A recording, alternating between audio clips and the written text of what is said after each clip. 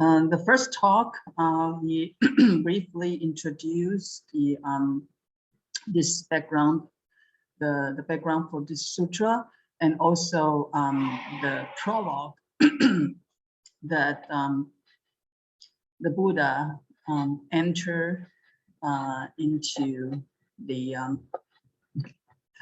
storehouse of super knowledge and the great illuminations, and abiding in the samadhi of the right enjoyment. And the Buddha also empowered the assembly enter into the sense samadhi of non-duality. And when the assemblies get ready, the first Bodhisattva raised the question is Manjusri. As you might know, the Manjusri is the foremost of wisdom. The Manjusri show up in many Mahayana sutras, and oftentimes when Manjusri speaks, he speaks the highest wisdom or highest samadhi kinds of questions. So Manjusri is the first one, or in Huayan, the last one has its reason. And here, Manjusri has the closest wisdom with Buddha. So he, when he entered into the samadhi of non-duality, he immediately knows that what happened, you know. One thing to remember is that even though Buddha empower with his power, empower Bodhisattva or great aha, or even the ordinary disciples into certain samadhi in order to understand Buddha's teaching, that doesn't mean that everyone is on the same level. But of course, at a certain level that they can understand, the mind enter into some state that they can understand, closely understand the Dharma, but doesn't mean that they are enter into the same level of Buddha. But Manjusri obviously enter into the samadhi that is very close to Buddha. So he immediately sensed that, what it is, this is very important. And he needs to point out for the assembly.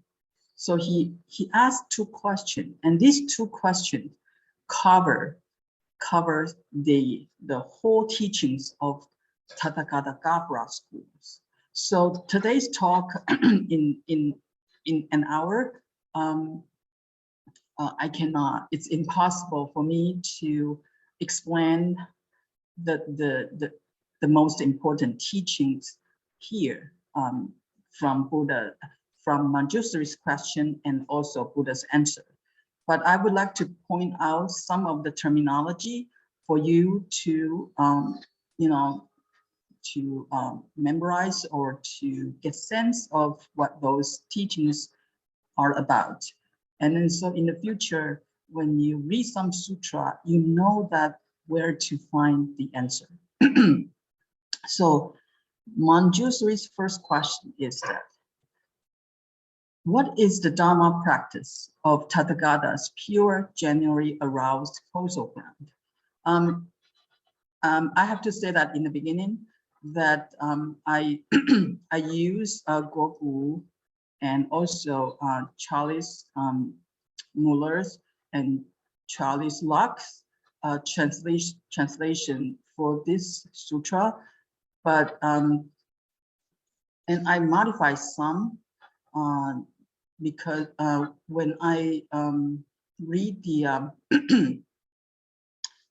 commentaries of Zhongmi, 圆觉经大书抄, from the interpretation of Zhongmi, and then I check back and forth for the English translation. So I modified some, and you can check the original copy of different versions of English translation. But this is this version is not exactly from which one. Okay, so here underlined some some keywords: Dharma practice, pure, generally aroused, and causal ground. And so actually causal grounds already means the Dharma practice that all the way to the Buddhahood.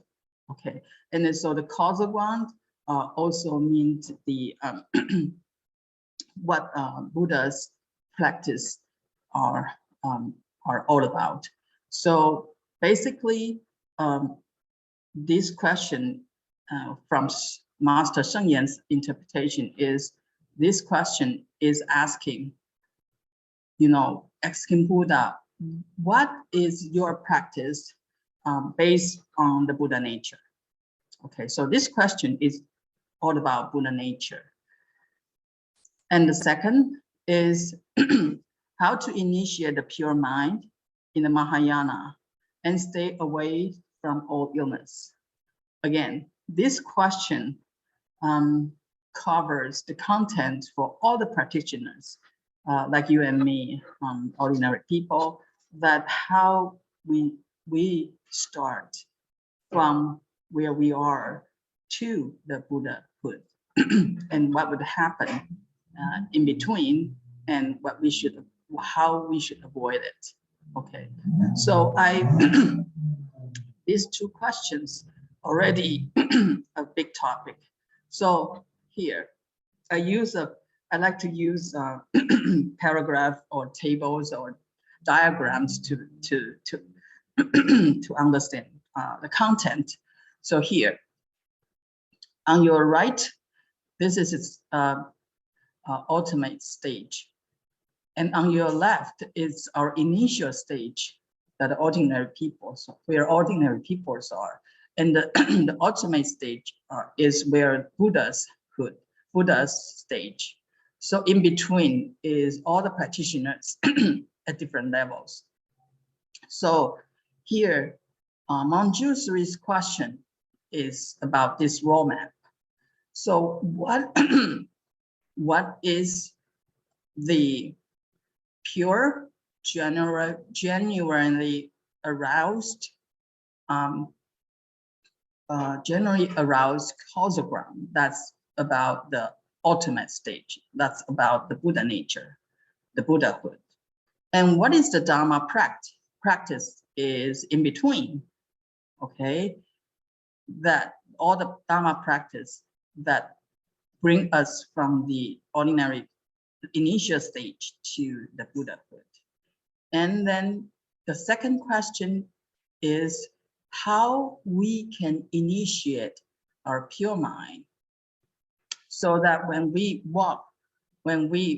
practice through this journey to the Buddhahood, that we can avoid all the illness, so that we won't be deviated from the Buddha path. Okay, so these two questions cover this whole roadmap. And in this whole roadmap, the destination, the goal, the ultimate stage, what the ultimate stage is, what the Buddha's causal ground is very important. And how to initiate our pure mind is also very important. Okay, so usually when we, for the practitioners, we will talk about, most of the sutra, if more or less emphasize on different part of these 4 stages, that, but it will all cover these 4 stages. For let us know that what the goals is, and then generate faith and understand deeper and practice so that we can achieve the goal, which is Buddhahood. But during this process, bodhicitta is the turning wheel that people sometimes understand. Oh, I know what Buddha nature is, but do they believe in it? Not necessarily. But when people believe, okay, I believe in Buddha, I believe in Bodhisattva, do they understand? Do they really understand? Not necessarily. When people really understand, like some of the scholars, will they practice so that they can actualize or see what Buddha said? Not necessarily, but only the bodhicitta that will turn in this will. So we know the goal, and also we will generate strong faith, and then we will get deeper understanding, and then we will practice diligently and eventually achieve the final goal. So this is a very important roadmap. The problem is that not all of us can complete this cycle. And so in Mahaparinibbana Sutra specifically indicate that if practitioners has faith without understanding, will enrich ignorance. So the faith is not based on the understanding of the final goal. So just blindly, follow, Buddha say, Bodhisattva say, and then so, but they don't know what they're doing, okay? Blind, they don't know where the goal is. And secondly is, if practitioners just emphasize understanding without faith, will enrich erroneous view. So nowadays, even though we encourage the harmonies among all religions, but that doesn't mean that all religions are the same. Okay, some people try to use the doctrine of different religion to interpretate and say you can explain, you can like parallel compare, and then maybe they are in a similar flavor, but that doesn't mean the goals are the same. So if we don't understand deeply of each religion's goal, then we will misunderstood, and then some people will even initiate another religions or faith systems, so that will enrich erroneous view. And then only thoroughly accomplish both faith and understanding is the foundation for practice. So here, understanding, faith, and understanding practice are very important. So this sutra, the Sutra of Complete Enlightenment, has three major parts. The green part on your screen is told us what the goal is and how to generate faith. Okay, and then the importance of bodhicitta. That's chapter first by Manjusri. The key point is the nature of complete enlightenment. And the rest of the 10 chapters by other 10 bodhisattvas are emphasize the practice in understanding and also the bodhicitta. So the emphasis is on the Dharma practice of the causal breath. So that's the content of Manjusri's question. And then he tried to use his questions to give us the roadmap to Buddhahood for the assembly. So that's this about this sutra. Okay. So for the Manjusri's questions, the first Buddha has his answer, and the chapter is not long, but it's very dense. It covers everything. Okay. So first part, Buddha says that the Supreme Dharma King, which is Buddha, okay, possesses the method of the great Dharani called complete enlightenment, with which would emanate pure true suchness, Bodhi, Nirvana, and the paramitas to teach Bodhisattva. Okay, here. Dharani, when any method that become Dharani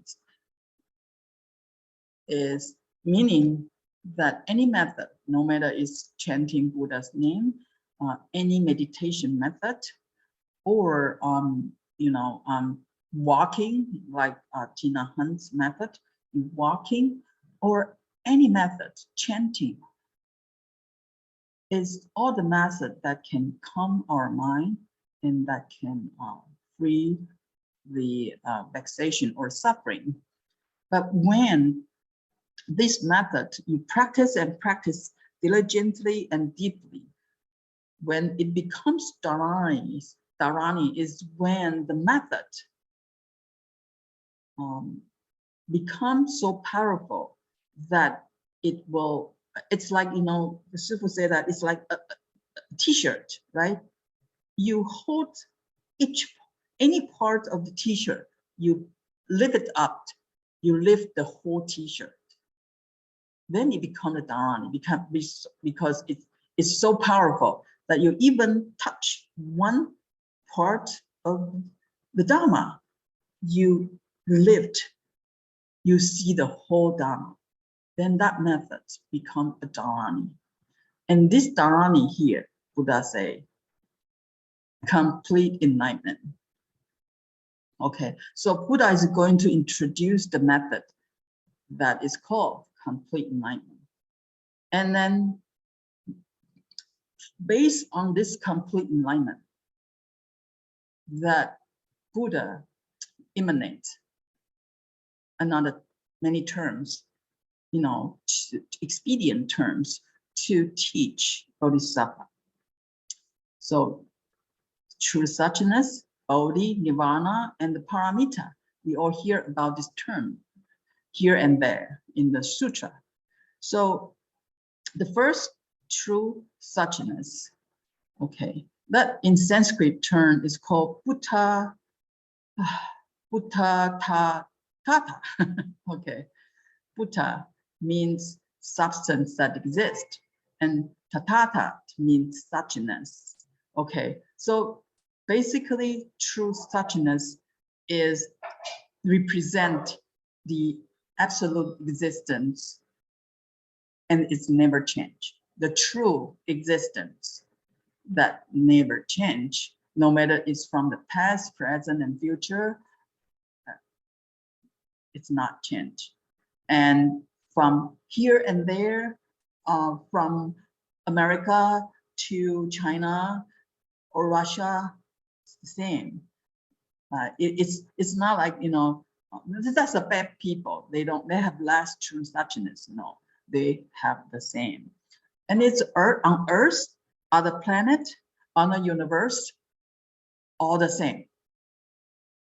Past, present, future, all the same. That's called the true suchness. Okay. And one thing that you have to keep in mind is that this term are widely used in the Sutra and Sastra and some Buddhist book. But here, Buddha nature, self-nature, pure mind, Dhammakaya, Tathagata Gabra, reality, Dharma realm, Dharma nature, all these terms are talking about the same thing, true suchness. Okay. And Bodhi, another big topic in Mahayana school. And we all know that the Bodhi means enlightenment. Okay, so the Buddha's enlightenment could complete this Anuttara Samya Sambodhi, the supreme, the unsurpassed complete enlightenment is the enlightenment of the Buddha. And then so Samya Sambodhi means complete enlightenment. So and again, when we talk about enlightenment, there are different levels of enlightenment, and we will mention briefly later. And another big topic is about Nirvana. Nirvana, the translation for the Sanskrit term is perfect stillness originally, and most popular one is the extinction of transmigration, meaning that stop the cycling of birth and death. And also Nirvana has different types, and people try to debate between different lineage, because different practice reach different levels, different kinds, I shouldn't say levels, different kinds of nirvana. And so there is a nirvana with residue, nirvana without residue, the preparable nirvana and not abiding nirvana. And this is also a very big topic, especially with residue and without residue. And are you coming back or not to deliver sentient beings, and all this? Again, when Buddha teach nirvana, it's out of what? The Tathagata's pure, genuinely aroused cosmos. And paramita. This is basically the paramita means perfections. Okay, it's also paramita also be used as the method of practice. Paramita, usually we hear about 6 paramita that you probably are familiar with. Generosity, discipline, patience, exertion, meditation, and wisdom. And also there are another 4 kinds. Right expedient, vows, and power, and also the knowledge of all the true Dharma. All these 10 paramitas are the main practice for the bodhisattvas on the 10 muni. Okay, each perfections means each achievement of 1 muni. Okay, so the paramita is also a big topic in Tathagata Gabra school. And so all these terms that we need to know, that all this teaching that we hear are based on, again, pure, generally aroused Buddha's causal ground. So here, we should know what is generally aroused causal grounds. Okay, so Buddha said that all Tathagatas genuinely aroused causal grounds relies on the complete illumination of the pure intrinsic enlightenment to permanently cut off ignorance and then attain the Buddhahood. So here, what is the complete illumination of the pure intrinsic enlightenment? So enlightenment is a topic, a big topic. And first we have to know what is genuine aroused causal ground. In the Sutra of the awakening of faith, that that it mentions that there are two kinds of enlightenment.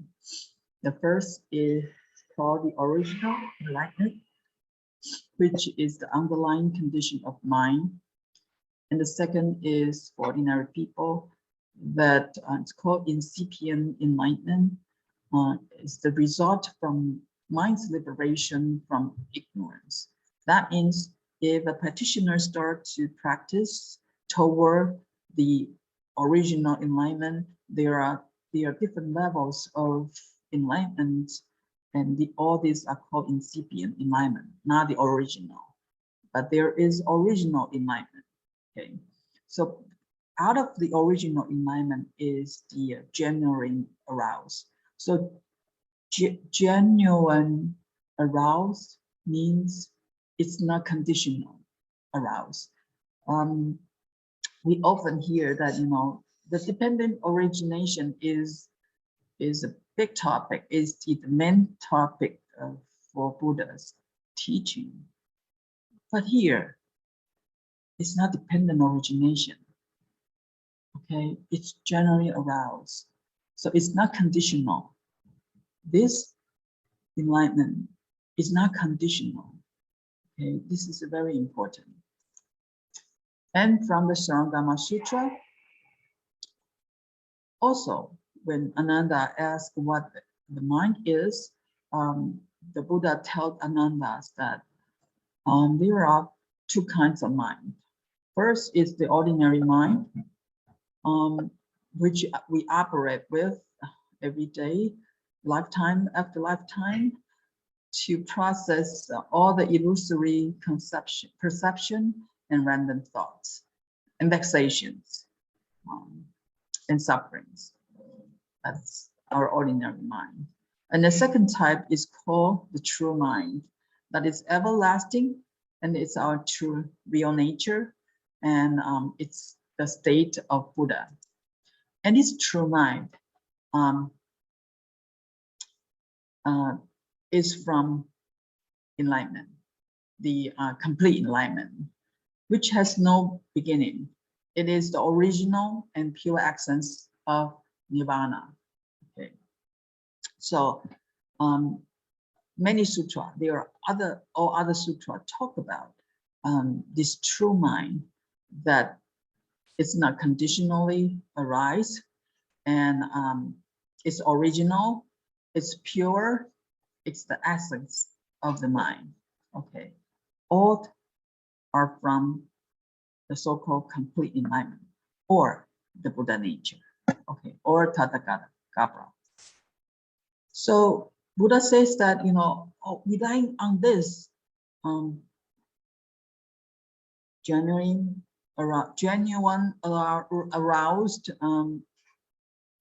complete enlightenment, and then we can sever all the ignorance and avoid all the illness. So what is ignorance? And this is also a big topic. What is ignorance? People say you are ignorant. For this mundane world, when we say that ignorant is you have no clue, you don't know. Yes, this is what it really means. In Sanskrit term, it's called avidya, meaning not see, not know. Okay, so again, ignorance has different levels, you know, different interpretations.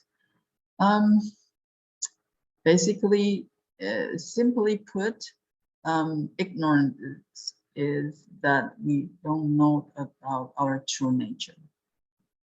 We don't know the nature of no self. We don't know about that all the phenomena, illusory phenomena, are dependent originated. So we attach to it. This is attached to those phenomena to be real, and we take it seriously, and then we are trapped by those illusory phenomena. Sorry.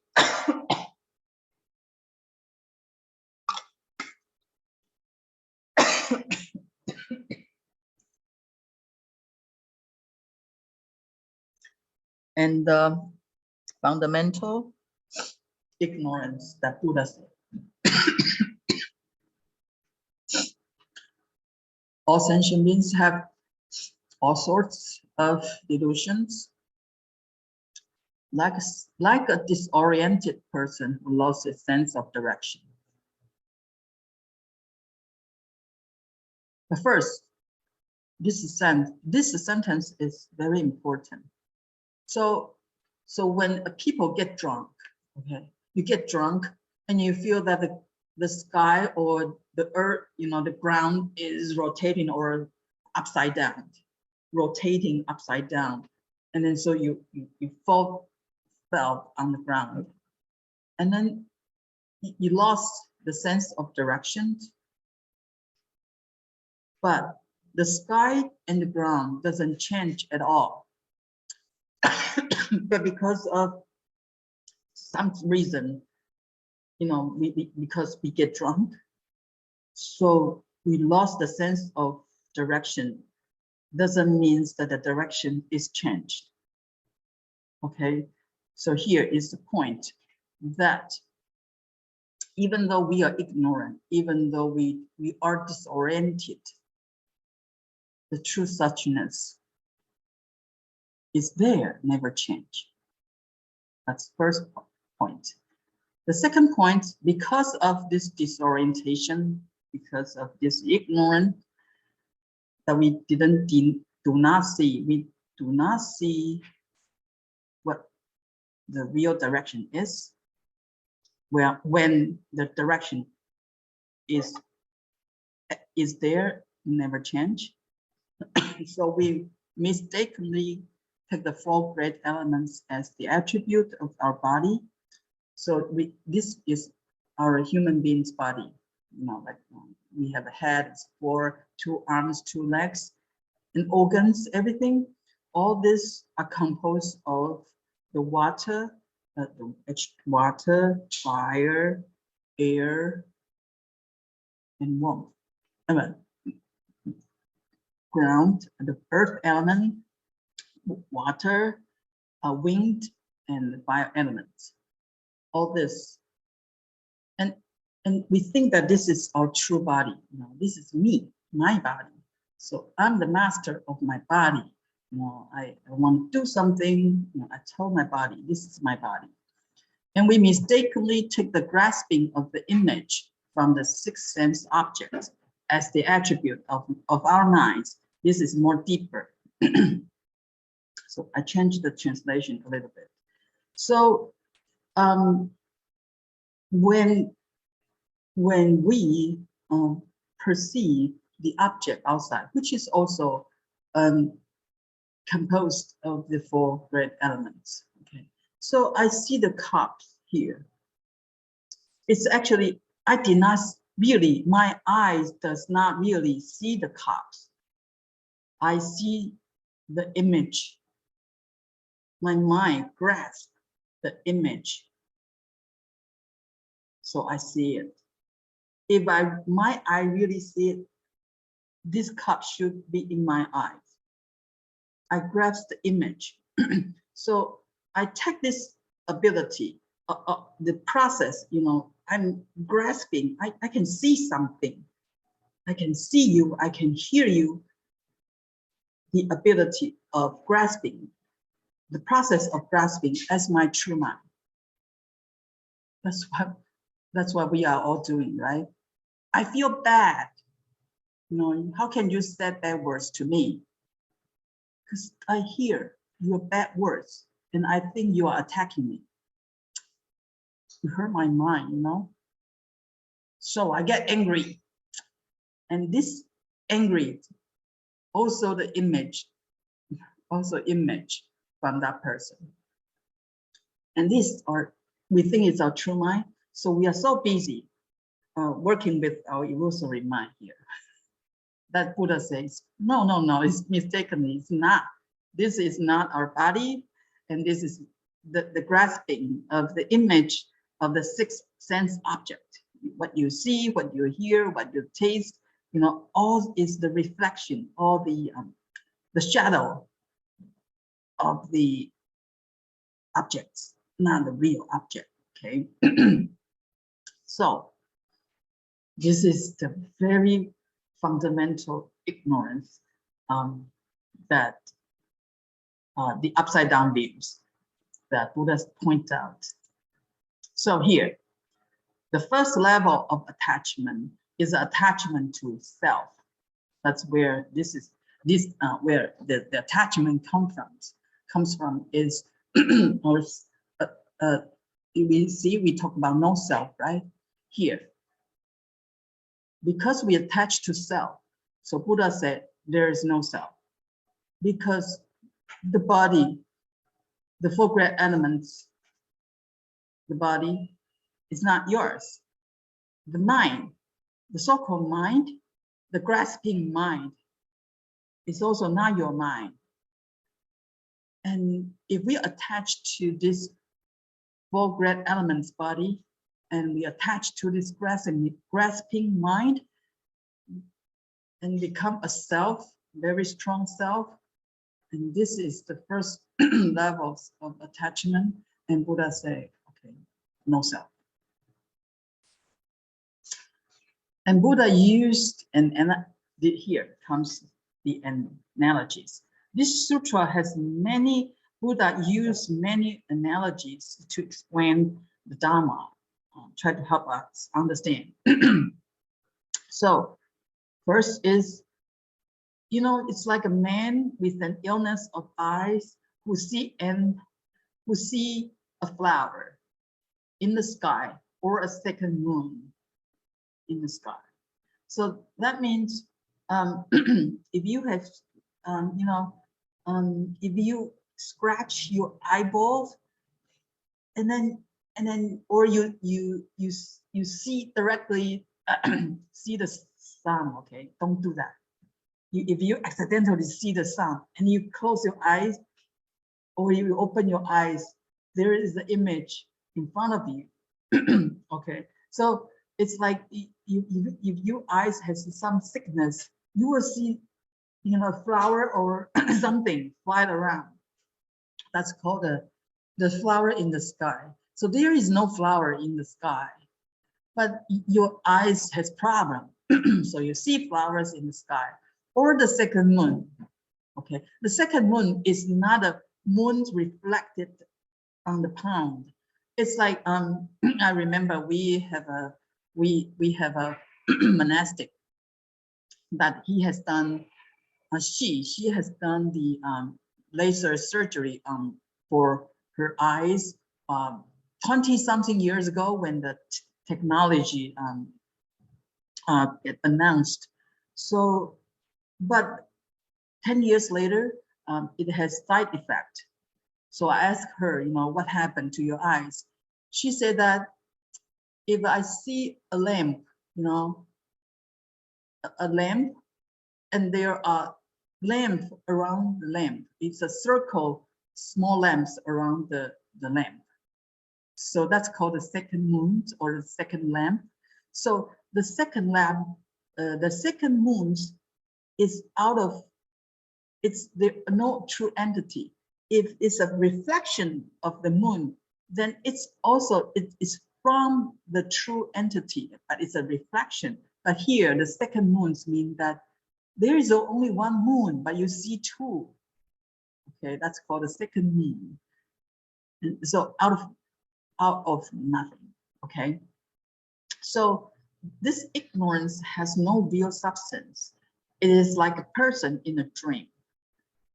Thanks Buddha that we have the ability to dream. You know, dream is a very good analogy for us to understand what is illusory mean, what illusory means. Okay, though the person exists in the dream, when the dreamer awakens, there is nothing that can be grasped. So we all have experience when we have a dream. In the dream, we would think that the dream is real, and I see someone, and then I see someone mostly, and then maybe you talk to someone, and there are scenario in your dream, and when you wake up, it's nothing happened, right? So Buddha said, use this three analogy, this flower in the sky, the second moon, and the dream, to describe, what happened when we have ignorance. When we have ignorance, these all the phenomena we perceive are the flowers in the sky, second moon, and also the phenomena in the dream. And so for the practitioners who practice complete enlightenment of Tathagata's causal grounds, upon realizing that appearance of arising and perishing is also flowers in the sky, instantly stop flowing around, means samsara, and understand that there is no body or mind that is subject to birth and death. It is not due to any contrived effort to make it non-exist, but because of its intrinsic nature of non-existence. This is very important for all the practitioners. Since everything is illusory, including the ignorance, the ignorant, we give a name for ignorance. The state of not knowing is also ignorance. It's also the flowers in the sky. Upon realizing that, all the illusory illusions stop, and we know that this body and mind are illusory, not real. But all this are not achieved by the effort. So it's not like, okay, this is bottle. I think it exists. And Buddha said, this is illusory. So I use some supernatural power, super knowledge, make it disappear, make it non-exist. And this is called enlightenment. I'm sorry, this is not. Buddha say, if you try to use anything, including method, including meditation method, chanting, Amitabha, including any method, the complete enlightenment, the Buddha nature is already there. It's not, it's all the practitioners. Please, the method is not a tool for you to make things not exist. Okay. This is very important. Don't use your bottle, try to kill your wandering thoughts. Try to use bottle to ask what our true suchness is, and through this strong faith to your bottle, and this strong mind to one direction, and you found out that all the things, wandering thoughts, are illusory. Okay, so this is a very important point for all the practitioners. Okay, and for the continuum, such awareness, of their non-existence is like empty space. That which is aware of the empty space is like the flowers in the sky. However, one cannot say that the nature of awareness does not exist. Eliminating both existence and non-existence is what is called in accordance with pure enlightenment. Okay. Here, basically, when through diligence and praxis, you finally realize, okay, my wandering thought, my vexations, my sufferings are empty, impermanent. illusory. It's ever changing, not real, not a real substance, you know. But who know this? The awareness, you see, when we are in a dream, we see the illusory scenario, the person, the things, the beautiful scenery, all that. All those are illusory.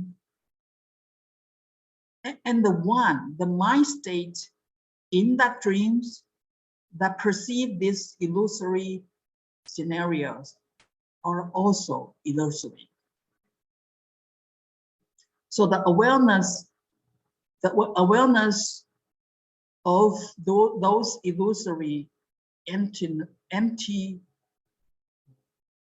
phenomena is also illusory.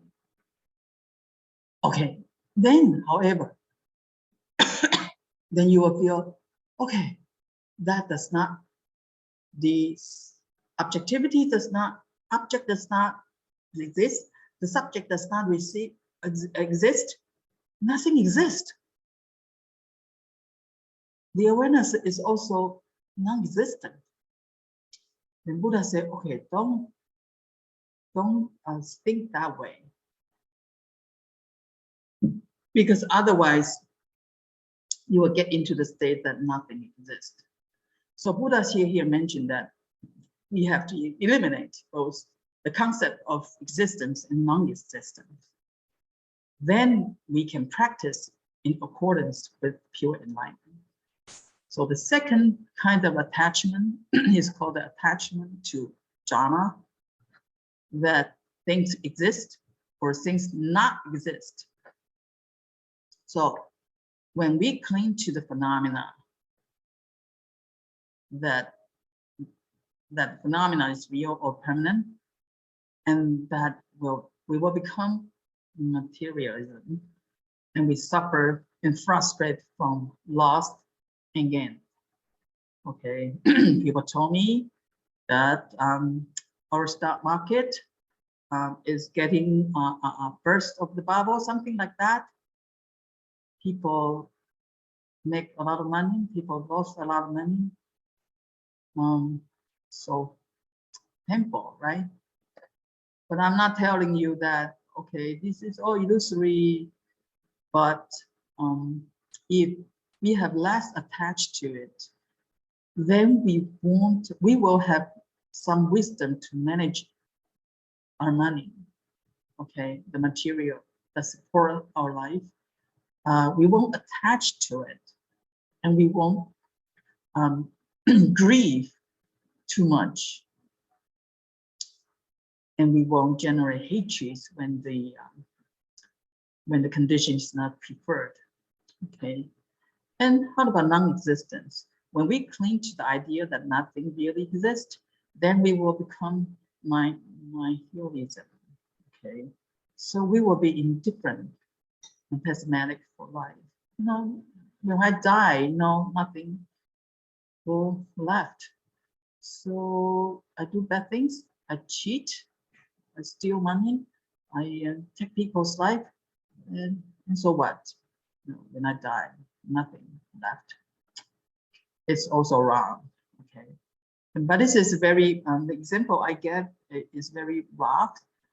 When you go deeper, existent and non-existent is really dealing with the mind. We have to let go of the existence of mind or non-existence of mind in order to practice in accordance with the complete enlightenment, the Buddha nature. Okay, I have to move faster. So why is that? Because of its nature of emptiness and being unmoving continuously. There is neither arising and perishing, nor formation or conceptual views amidst the Tathagata. As such, the Dharma Dhatu is ultimately accomplished and omnipresent in the 10 directions. This is what is called the Dharma practice of the causal ground. Finally, the answer is here. Okay. Here is very important. Okay.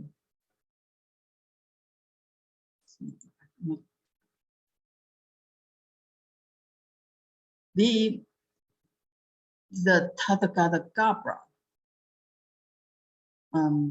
has the nature of emptiness, and it's unmoving. It's unmoving, and it's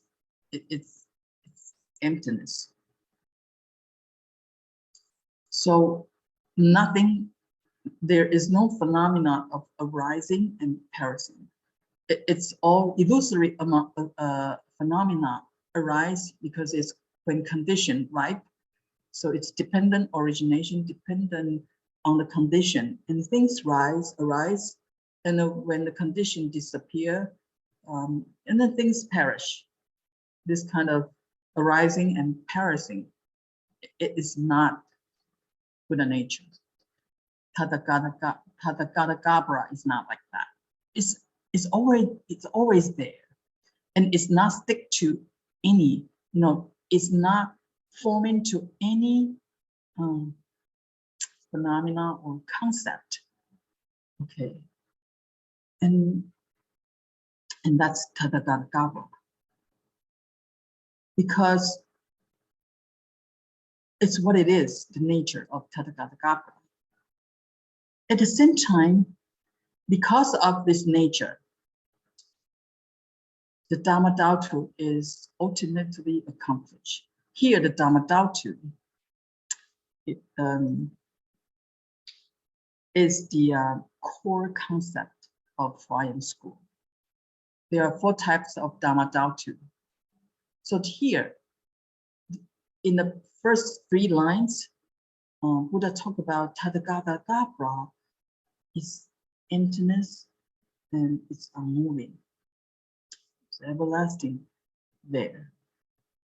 On the other hand, Dharma Dhatu is ultimately accomplished and omnipresent in the 10 directions. This is very deep. Dharma Dhatu, 10 Dharma realm. With the 6th realm is human, ghost, heaven, animals, and all that, hell, the heavenly beings, and Sravaka, all that, the Buddha. There are 10 realms. It's called Dharma Dhatu. Tathagata Gabra does not deny the existence of Dharma Dhatu, but it says that Dharma Dhatu is ultimately accomplished. In other words, everything exists in the Dharma Dhatu. Everything's manifest in the Dharma Dhatu. Is also in accordance with the Buddha nature, the complete enlightenment, and it's everywhere. So, if you study the Awakening of Faith Sutra, there is if you study the Sramara Sutra, there are 2 types of Tathagata. One is called Tathagata of emptiness and Tathagata of non-emptiness. Means this Tathagata Gabra, by nature, it's emptiness and never change, but it still has the function. It still has the Buddha's merits, the manifest, the Dharma Dhatu. And through Buddha's eyes, all the Dharma Dhatu are Buddha nature. So when Buddha sees us, ordinary people, when Buddha sees the animals, when Buddha sees the cup, Buddha sees its true nature. Okay. So this sentence is actually talking about the Huayan Sutra. Anyway, I don't have too much time left. Okay. the major four upside down views here that I want to summarize is, in the samsara, we think that things are permanent. Me, I live or forever. Happiness, sensory happiness, no matter it's physically or mentally happiness, we attach to it. We pursue the happiness from the sensory or the mental feeling. And we attach to the concept of self. And we think that we can purify it. We can purify our mind. Mind is not pure. Things not pure. I can clean it, make it pure. And for practitioners, Buddha says that, oh, okay, no, the things are not permanent. Things is conditional arise. Not permanent, it's changed all the time, second by second. And what we pursue, the happiness, is actually suffering, because we are the happiness does not last, and we will long for it, and we will try everything to keep it, and that's become a suffering. We never satisfy. And what we think the self, recording stop. Okay. What we call self is not really self, and we think that is pure is actually not pure. And when we get to the Tathagata school, people, Buddha say, okay, no, you have to let go. You have to let go that about, and then Buddha teach Nirvana. So there is a Tathagata that is forever there, everlasting there. And there is equanimity, the joy from non-duality. This is a true joy, true bliss. And there is a true mind. There is a Buddha nature that is our true self. And the true pure is our complete enlightenment that is luminous, shine through all the defilements, luminous, omnipresent, transparent, and clear. Okay, so this is what Buddha trying to teach. Okay, here. Okay, finally, I would like to say this. Okay, when I study molecular biology and genetics a long time ago, that there's a very famous story that there is a scholar, Barbara McClintock. He used traditional genetic methods, to cross maize from different, and breeding by crossing different maize. Then he found that the gene could jump, in 1951, and he talked about it. And people think that you're crazy, it's impossible that genes in the chromosome could jump. This is crazy.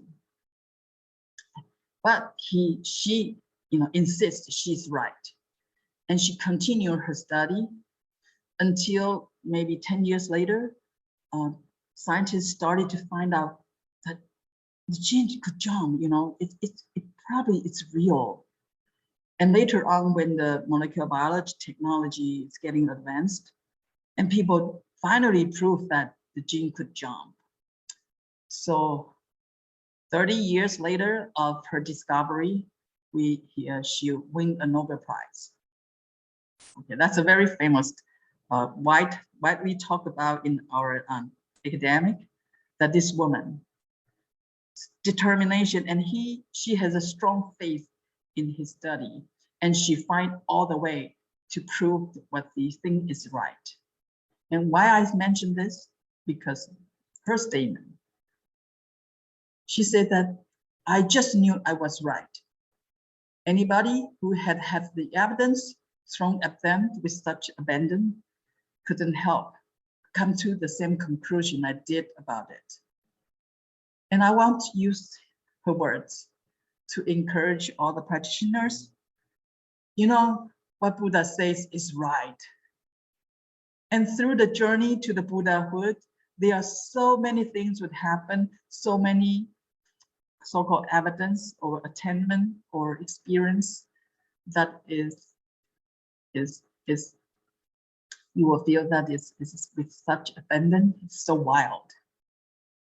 But all this, if we follow Buddha's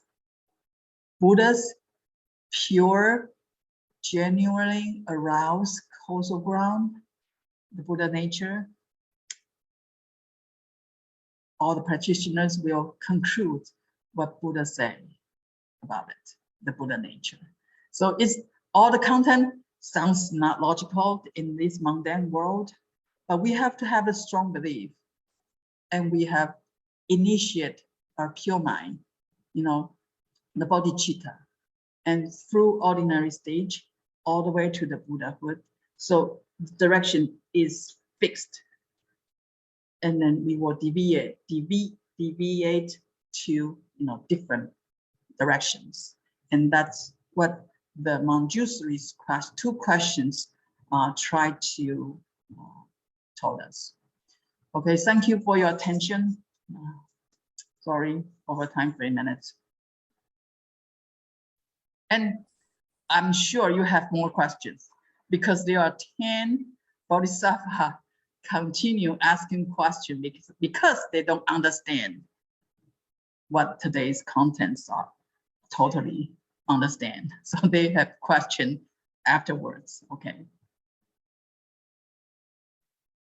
And right. Thank you, Fashi. And every Pusa, if you have any question, you can raise your hands, then we're gonna unmute you. And of course, you can type in chat box. Thank you.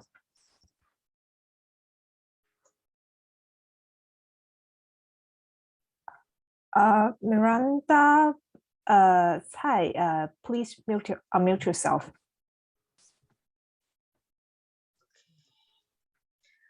All right. Hello, Amitofo. Can you hear me? Yes. Okay, let's try this. Amitofo, can you hear me? Yes. Oh. Can you hear me? Okay, good. I can hear you now, and you can hear me too. Amitofo. Yes. Thank you very much for this presentation. I do have something that I have been suffering with, and I think it has to do with ignorance.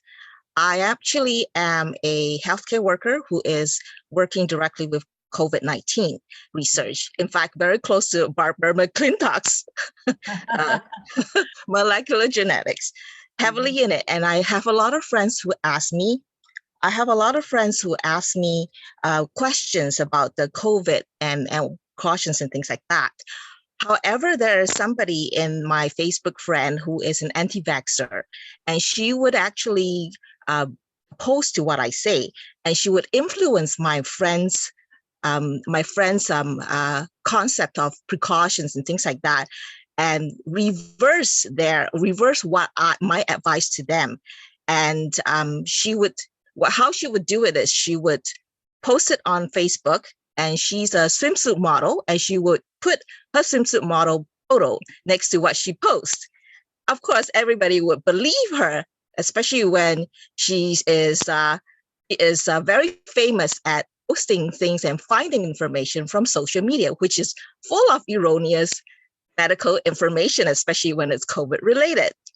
So you could see on her post that she is she's trying to put things in to make me look bad. And I really have so much hatred for her because I'm trying to save lives and she's trying to kill lives and prolong this pandemic. So in this situation, this particular phenomena, I see that both of us have ignorance, and whoever is listening to her and siding by her also has ignorance. And many people tell me that I should just eliminate her, block her to reduce my suffering. But I think she is in my life for me to practice everything that you have said today. I would like your comments if you could have a few minutes. Thank you very much. Amitabha. Yeah. Thank you for your questions, because as a scientist, we you know, it's nature that we will generate our comments and judgments regarding all the data and information, especially for the COVID. And personally, I did the same way. I will evaluate all this information through my scientific background. And then also we, a lot of people have debate, you know, should we get vaccinated or not, something like that. You know, it happens not just to this COVID and also to the climate change, you know, social justice, all these phenomena on this world, on this planet, debate, because we don't know the truth. And sometimes we experiment. We have to know through experiment. But as a Buddhist, I would say depends on which aspect you want to perceive this phenomena, the conditions. If your Facebook is to share, you know, your life or exchange life experience with your friends, then this kind of debating probably not helpful. And but if you want to find the truth, then we should be open-minded. But all the audience, you need to have the right mindset that when they receive any information from the social media right now, they should know that each view has a standpoint, and all the standpoints. So all the decision maker from the government have their standpoint, so that they make this decision or make comments or even manipulate something so that they can achieve their goal. But for me right now, because we all get a COVID, even though we tried hard to prevent it, but we still get it, because you cannot stop people. You know, people does not have the same concept as you know, how to keep us from the COVID. People said, I don't care, you know, I don't wear mask. I'm just like, you know, got it and you got it, and so what? Even though you want to be very clean, but people around you doesn't think the same way, and then so you got it, and then got it, and you find a way to recover from it. And but I think the right attitude is everything has its reason. All the people has conceptual views is normal, and from all the phenomena in this world, especially from this pandemic, I see impermanence. I try to prove what Buddha said through this ever fast changing social phenomena. It's very rare occasion that we can see a society change so much so quickly, and so many things come out at the same time, and it's a good condition for us to practice impermanence and to cultivate more wisdom and compassion. And I think that's what I'm trying to tell myself, that, you know, no right and wrong, but generate more compassion and wisdom. I'm sorry, I probably did not answer your question, but I think there is no answer.